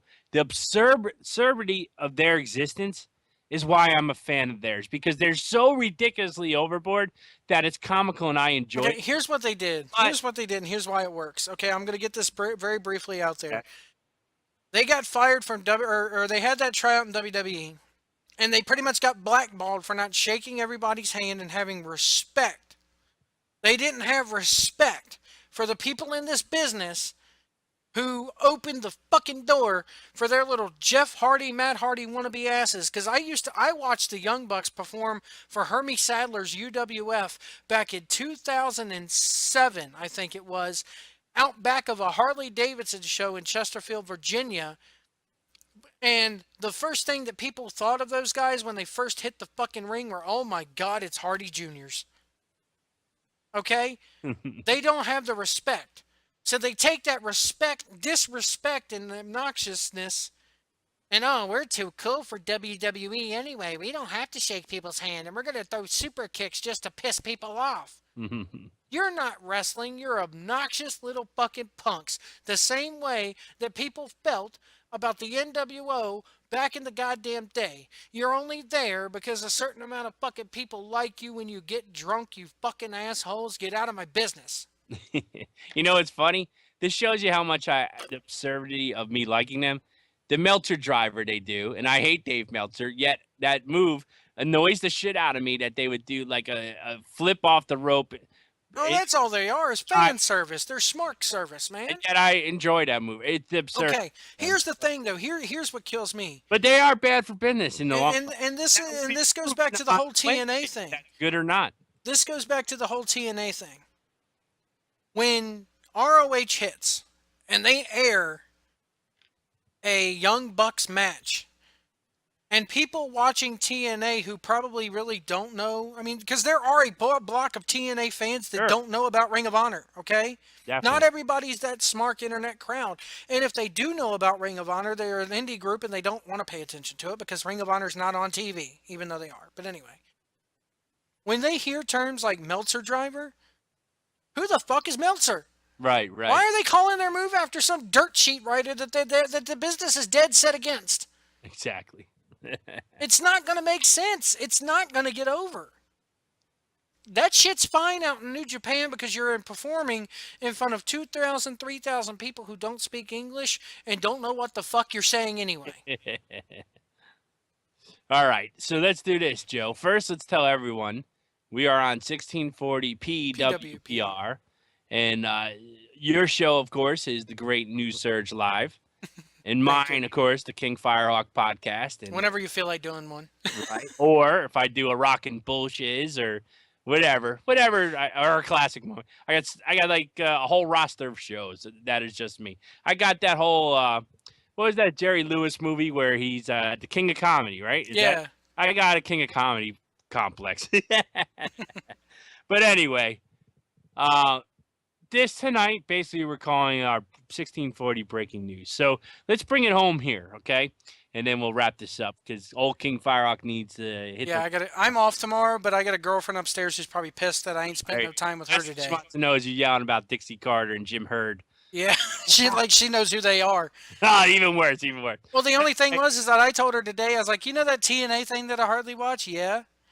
I was like, but you know the Ring of Honor thing I watch? Yeah, that's cool. She likes Ring of Honor. She likes watching Ring of Honor with me. She actually watched the E60 special about NXT, That and now she'll watch NXT with me because when she sees Tyler Breeze come out, she's fascinated by Tyler fucking Breeze now after watching that shit. that. And that's more what the business needs, you know? Oh yeah, definitely. And that's what they were supposed to be on Destination America, getting into stuff like behind the scenes and stuff, not showing Josh Matthews in a coat closet recording commentary.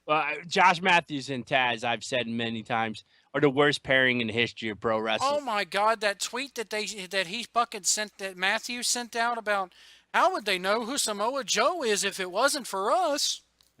They're them together. Fucking ignorant little My fucking ears weasel. hurt. They're so god awful. But all right, so let's do this. Let's end this way, and we'll make it simple and sweet and short.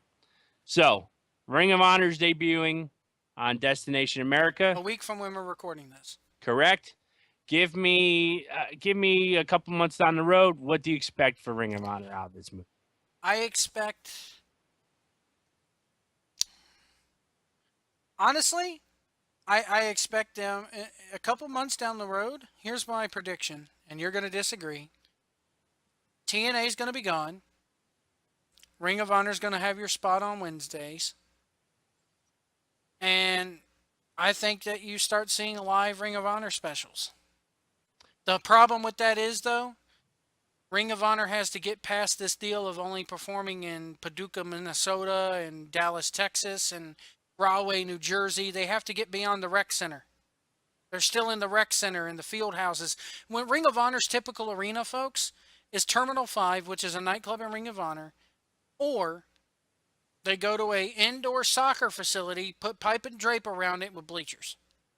They have to get beyond that. They have to grow. But they can't get too big beyond for their own britches either. What's next for them concretely? I don't know. I can't answer that. What I would like to see them, they're now, whether people want to realize it or not, with this deal, they're number 2 as far as distribution goes. Because they're smart enough to burn the candle at both ends. They're on 2 networks, or 3 networks, because they're getting ready to be on the New England Sports Network. 2. Ring of Honor is the only wrestling company in history that I know of to go on 3 fucking networks at the same time. And worldwide, so it counterbalances. Ring of Honor goes to England and Japan too. Are they on television there? They are for the internet, yeah. The television nowadays, though, Pat, matters only in getting your shit out there. True. More people know about Netflix than they know about Destination America. And Netflix ain't TV. Let me give you my Ring of Honor thing here because we're running out of time here.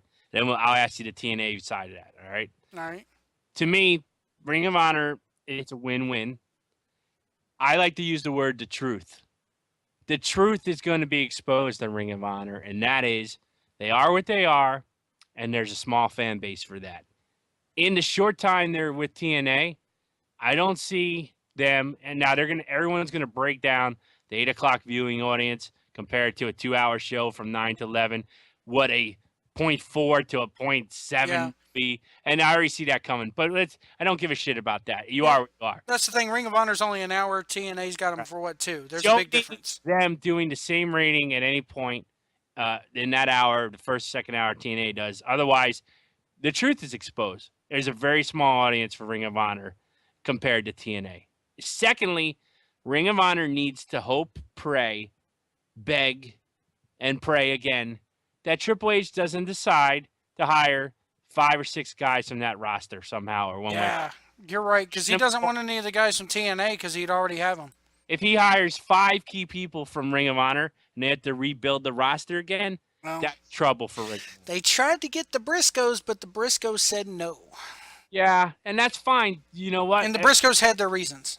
Yeah, and I agree. Their reasons are smart, and plus they're doing very well without the next deal and being there. They're doing well without wrestling. They end up there one day, but they're one of the few acts that don't ever need to go there, except if they want to. You know what I mean? But if they pick off somebody like a Jay Lethal, Adam Cole, when Cole's not injured, because I haven't seen enough of Adam Cole to really make a judgment. But no one gives a shit about Roddy Strong. He's been forever. He's down there forever. Okay, They had, no one, Chris no one Hero shows up back in Ring of Honor. Kaz. You know, Yeah, the AJ is on loan there, but AJ is like I'll tell except you one guy who I'm enjoying in Ring of Honor, and this is going to surprise a lot of people. The Peacock guy. What's his name? Dalton Castle, I think his I don't name is. know who that is. He's the guy who comes out there with the two little boys, and they're his cabana boys basically. I think He's a I haven't seen that. he's their version of Gold Dust. Oh man, Okay, he's as queer as a $3 bill, but in this day and age, it gets over. I have to check that. Now, also, they're gonna highlight the Young Bucks, the Zadak Fly. So the question is, does Triple H purge that roster, and do they outdraw ratings wise TNA? But the show is so cost effective in the current state that it will be successful for Destination America. But that's I'm talking out to the Meltzer family Manson tree. As you spin all this shit, Ring of Honor will not surpass them at TNA in ratings, is my bet. Ring of Honor will absorb some purging, and Ring of Honor will not grow an audience to the size where everybody out there, with the same standard you have for TNA, you put on Ring of Honor, they will not meet that standard. But they will have the exception standard because that's the way the internet works. My Now, big I'm gonna prediction throw for it out there. TNA. Yes. Now, let me give you TNA. Mind you, we got to get out of here in 5 minutes. So Okay. I'm going to keep mine. Let me go first on TNA. I'll keep it very short and sweet. I'll let you go. TNA has a problem that they're never going to overcome. They're like somebody who has cancer, but will survive cancer by going through chemo, and it may be They're in constantly remission. bouncing back and forth. TNA has cancer. Now, when you have a loved one with cancer who will live for years fighting it, do you hate them and not like them anymore, or do you still love your family member? I still love TNA with cancer. The cancer is the Manson Meltzer family tree world out there because they get off on destroying as opposed to realizing the WWE machine will never break down. Let's help support TNA and use our true power. And Dixie is willing to changing the rings. Now I know what you're going to say about Dixie. You cannot deny, mistake or not, she will change things for you once the masses get to her. It's a known fact. Things change there. She didn't fire Russo. Yeah, but you know what? See, here's the other, I don't want to go into this now. I can name 20 things that Russo was great at for every 20 things you're going to tell me he's bad. Russo is the victim of being in one place for too long.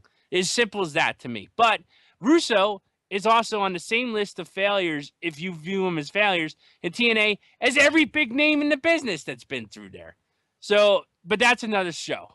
So anyway, to sum up, I think come September, Dixie Carter and TNA will be on a different network. I think that they will be I have a saying, TNA is just fine. TNA will be somewhere else. They are healthy worldwide. They're in Canada now. They're going to, they might lose a guy or two that we love on that roster. But if it's someone who's been there forever, change is good. Change opens up spots for the EC3s and other guys. So the point being, I do think TNA will be gone from Destination America. I think the world will spin it wrong, and the world's going to spin it that they failed. The fact of the matter is, Ring of Honor will be cheaper to run for the same ratings view for a station half America doesn't get. And with that being said, if TNA goes to another station that more people view and gets the same rating, that is an accomplishment that I don't know why people do not give them their props. They take their audience, and as long as the audience can view them, they're there. Yeah. If the audience can't view them, you can't help. So long story short, I think TNA, their product will get a little edgier. They will, Kurt Angle is going to be on top a little longer, and they're going to keep doing what they're doing, and they will score their typical rating. They're going to move on because why should they undervalue themselves? Because Ring of Honor is cheaper. And Ring of Honor is cheaper and will have lesser ratings, and they'll stay. That's what I think is going to happen. The whole BBC America thing, or the whole British thing that you were saying earlier as far as my pick goes, one of two things. Either they take your advice and they go to England, and the only way you watch them here in America is on BBC America, which reaches about as many households, if not more so, than Destination America. See James Bond on there. Yep, you see Doctor Who, okay? Gordon Ramsay, whatever, okay? That's my second option for them. My very first option, by this time next year, Netflix has adopted the way of the WWE network in that they have a live stream. Okay? But here's the rub. TNA is on Netflix. You air one episode per week. And at the end of the 3 weeks, as soon as they're done hyping it up, let's say it's every Wednesday at 12 o'clock Central Standard Time, Netflix uploads, they get rid of last week's, or maybe they keep a couple of weeks there, or a month or two of shows, and they upload the next week. And they delete, they delete the oldest one, whatever. But they've gone over the top. And they have that live stream. One Sunday a month. It's Netflix. You don't need to. What the fuck do you need to do internet? You don't need $1,000 worth of production trucks, or millions of dollars of production to go live on the internet, which is what TNA's biggest problem is and why they don't do live pay-per-views anymore. You've just cut that in half. You're sitting there taking your cameras and you're transmitting it over the internet. The only thing you need to make sure of is that you got good broadband in the building. And you do Netflix special events. Netflix has that live feed going. They're showing Daredevil. They're showing Orange is the New Black. They're showing these movies, whatever that they have rights to, whatever, one Sunday a month. Netflix teams with TNA to give you Victory Road or whatever. They create their own version of the WWE network by partnering with Netflix, and that's the way to go. Now, final question for you, and we'll both get the hell out of here. And this is, hey, let me tell you, first off, I'm having a fantastic time. Me too. This has been great. Doing this. We're going to have to do this once a month or something, all right? Yeah. Something, any topic you want. And the best part is, I like that we have different thoughts and can do an enjoyable. Exactly. This is the way it should be with people like Meltzer and stuff. Everybody thinks alike. So and that's why I love reading your Facebook timeline. It's so entertaining me. And by the way, when you catch up to the final season of Sons of Anarchy, call me because I'm there. I watched it live. Oh, okay. So you cut, dude. Me and you next month. We got to do season 1 breakdown. Okay, because you know what my problem is, I can't remember episode per episode of Sons of Anarchy. I can. I remember the whole show. Yeah. So if you've gone through all the seasons, I'm ready to do a show. Dude, I watched season 7 live and cried like a fucking baby the whole way through it.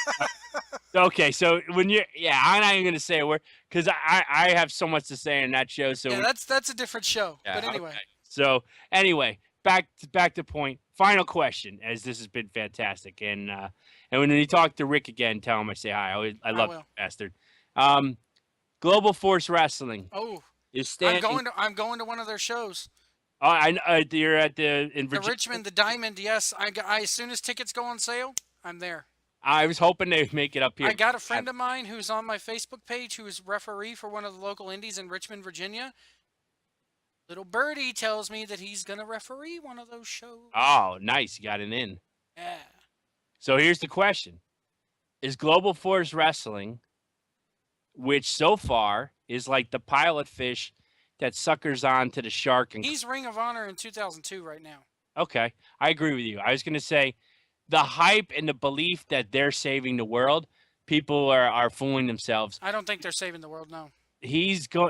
And also, Jeff Jarrett, unless he got hit by lightning, he's the son of Jerry Jarrett booking and himself of what you saw the majority of the TNA life. So when he was fucking Karen Angle and Dixie had to come in with the money and this and that, you know, the car already had a lot of miles on it, and those are Jarrett miles. Yeah. So, and if he realizes he has made mistakes in the past, big time, and could correct his booking and style, you're gonna be okay. What I've seen of him, as long as he doesn't hire Russo, but himself is just as bad. His Memphis 2015 style, just his involvement in the Bullet Club, and just the way I kind of saw a little bit, and the way Jarrett is, and a little bit of him in AAA. Well, there was a rumor going around that Jarrett's been booked for Ring of Honor shows. Okay, I wouldn't doubt that. I'm just telling you that every complaint everyone has on TNA It's gonna come back to Global Force Well, Wrestling. here's what I see The Global different Wrestling as. If Jeff Jarrett was smart, Global Force Wrestling would be just like a promotion type thing, kind of like what he did with Wrestle Kingdom 9. Global, it brings that to the that U.S. aspect of that. You know, how about Global Force Wrestling brings Ring of Honor to pay-per-view, brings Ring Absolutely. of Honor to Destination America. Global, but the thing is about Jarrett, you're right. The hamster has already spun off the wheel. He's too old. He needs to take a step back and let Scott D'Amore, other, the yeah, guy he's got to listen to. yeah. To me, that Global Force Wrestling is all on Scott D'Amore's ability It's Border City Wrestling Part 2. and his ability to get to Jarrett's head. Then you'll be fine. But that's that. I'm on with you on that thought. So it'll be interesting to see as they're laying in the weeds, so to say, where all this plays out after that. Because it's amazing how he has stock in TNA, so he has good interest there. Yet he's using the roster and the working relationship with Ring of Honor. Jarrett is impregnated every Fed somehow. Oh God, Jared's got his damn fingers in every hole in the business except for WWE. And you know what? That's the amazing thing. Oh, here's the last question, and I got to make sure I ask it. Unfortunately, this is a great moment for wrestling fans.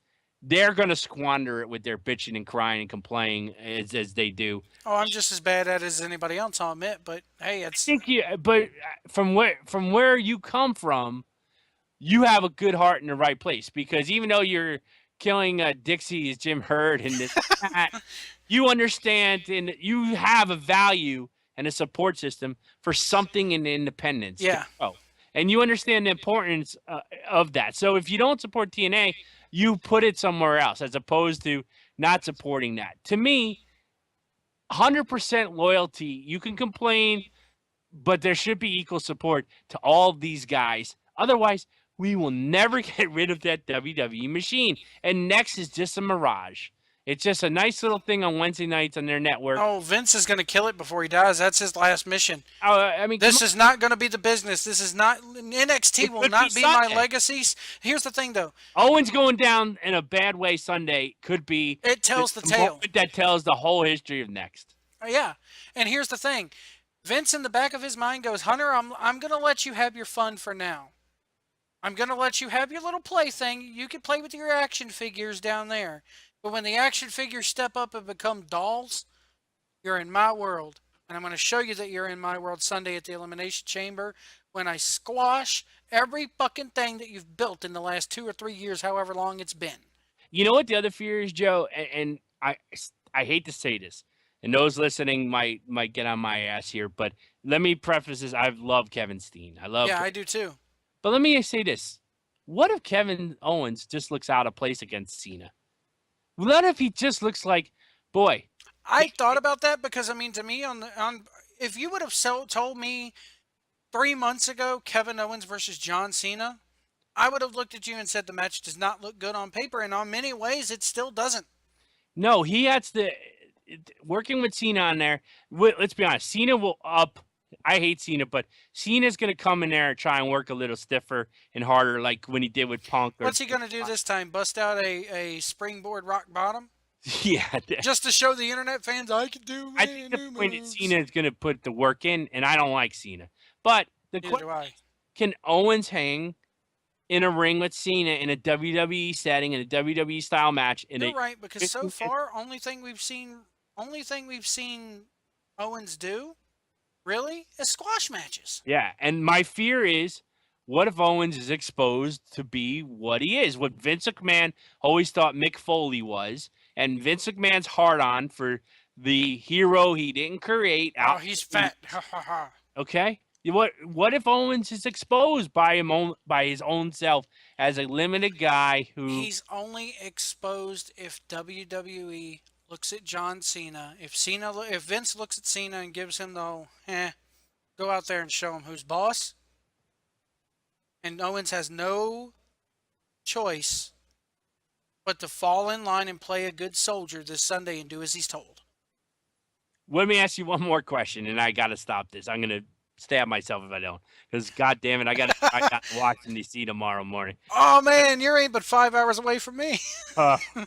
But does shit? I just forgot. Oh, tell me, Cena versus Owens. Owens walking out with the belt, or It's not for the belt.